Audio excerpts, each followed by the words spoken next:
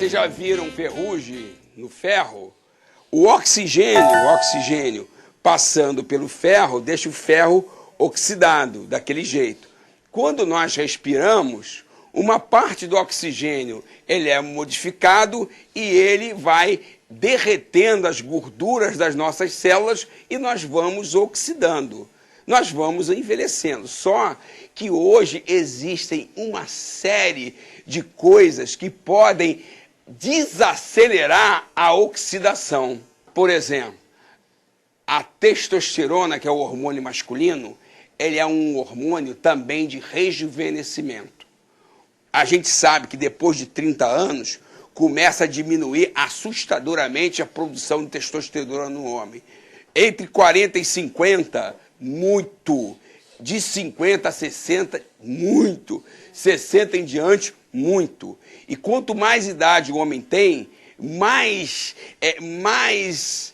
testosterona ele precisa. Porque, inclusive, se não tiver testosterona, dificulta a circulação no órgão sexual masculino.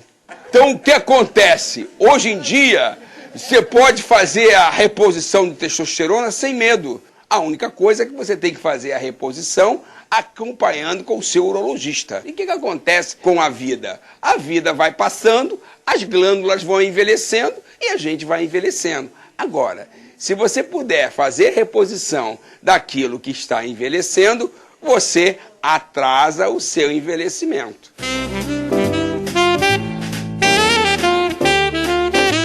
Tem 5 características que eu gostaria de passar para vocês e em função de ser a razão do nosso estar aqui. Aprender a lidar com o estresse e ficar com brilho no olho. Então, a primeira característica que eu acho importantíssima é a pessoa ter a autopercepção. O que é a autopercepção? É você conseguir perceber quando é que você está se relacionando com a outra pessoa e está fazendo jogo, e está, por exemplo, roubando a energia da pessoa. Então, você não fazendo isso com a pessoa, por exemplo, você não vai acontecer com você. Isso a gente chama de autopercepção. É como se você fosse observador de você mesmo. Você tivesse carinho, ou você tivesse muito cuidado, ou muita brandura, ou muita sabedoria, muita compaixão com o outro. Na certeza de que você tendo compaixão, sabedoria, carinho, brandura com o outro, você tem com você mesmo. Então, a primeira característica que eu procuro modelar, o que é modelar? É copiar, é fazer essa autoobservação diária e procurar sempre aprender com a vida a todo instante, principalmente com o outro. E principalmente pessoas bem-sucedidas naquilo que elas fazem. A segunda característica, que é a inteligência emocional, é a capacidade de você lidar com as emoções negativas de uma maneira positiva. Correto? Você, por exemplo, entender que às vezes a pessoa fez uma ultrapassagem em você, inadequada, ou às vezes ela foi agressiva com você, ou foi indiferente, ou foi deselegante com você por algum motivo que você não sabe o que é, mas que você compreende. E que você vai sinalizar aquilo para outra pessoa da melhor maneira possível. Agora, isso é treino. É um treino. Você tem que desenvolver regiões do cérebro para você saber se colocar no lugar do outro. O outro está num nível de consciência diferente de você. E se você se acha com um nível de consciência melhor naquele momento do que ele, cabe a você ser o mentor da comunicação. As pessoas bem-sucedidas em relação ao estresse, elas são muito autorresponsáveis. Elas se responsabilizam pelas coisas que estão acontecendo na vida delas. Elas não colocam culpa em ninguém. Quando eu falei da minha avó é mó barato, amo minha avó. Não é eu estou botando culpa na minha avó, mas eu estou aprendendo com aquilo que ela não me ensinou da melhor maneira possível, porque ela não sabia. Ela deu o melhor que ela tinha naquele momento e continua dando até hoje. Mas eu tenho que ter uma autopercepção e ver que existem maneiras melhores de viver do que aquela que eu aprendi. Esse é o objetivo, vocês saírem daqui entendendo que todo dia é dia de aprender, todo instante é instante de aprender, de aprendizado. A terceira coisa que caracteriza a pessoa é que a pessoa, ela sabe o como. Quando ela tem um desejo, quando ela tem uma vontade, ela sabe que só o desejo e a vontade não adiantam. Você tem que ter o seu desejo, você tem que ter a sua vontade, mas você tem que ter a capacidade. Como é que eu vou fazer isso? Como é que eu vou fazer isso? Então a pessoa que sempre procura o como é uma pessoa que desperta as suas capacidades. E, finalmente, a outra parte é o conhecimento. O que adianta você desejar, ter vontade, saber como, mas se você não tem o conhecimento? Então vocês que vieram aqui para discutir o como. Vocês vieram aqui com a vontade de vocês, com o desejo de vocês. Vocês vieram aqui para desenvolver as capacidades, o como. E o conhecimento, o que eu quero, para que eu quero isso, por que eu quero isso. Então, o conhecimento, as capacidades, a vontade, o desejo, mais a autoconsciência, a inteligência emocional, são características de uma pessoa que não é estressada.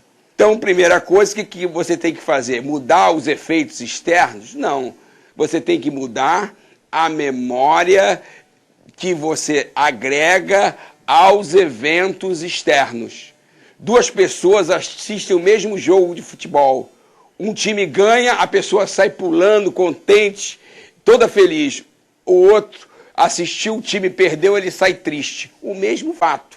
Um saiu alegre, o outro saiu triste. Em 1950, Brasil, na expectativa de ser campeão, perdeu para o Uruguai. No Uruguai, várias pessoas morreram de infarto, de alegria. No Brasil, várias pessoas morreram de infarto, tristeza. O hormônio do estresse é o mesmo. Agora, o que determina a liberação dos hormônios de estresse? A memória. Então, primeira coisa, como é que eu sei que eu estou estressado? Como é que está a minha saúde? Estou com hipertensão, açúcar alto, triglicerídeo alto, estou com fadiga quando caminho um pouquinho, tenho ido ao médico, tenho feito exame? Como está o meu relacionamento familiar? Segunda-feira é o dia que mais toca o telefone lá no consultório. Principalmente de manhã. Por quê? Por causa dos desentendimentos de domingo. Como é que estão meus momentos de lazer? E minhas finanças? E minhas finanças? Está sobrando grana? Hein? E minha parte profissional? E eu estou fazendo alguma coisa para quando eu não estiver mais aqui as pessoas lembrarem de mim? Eu estou contribuindo para melhorar a sociedade ou só estou reclamando dela? E meu relacionamento afetivo, tá gostoso, tá bom, tá saudável? Ou aquele tipo de pessoa que chega pra gente e diz assim: doutor, o meu amante é um canalha. Eu digo, muito bem. E aí, eu não consigo me liberar dele. Pô. A minha razão diz, ele é um canalha. A minha emoção diz, fica com ele. E aí eu digo, você é uma neurótica. Ou seja, vai ferrar tudo. Ah, mas eu não consigo tomar uma decisão.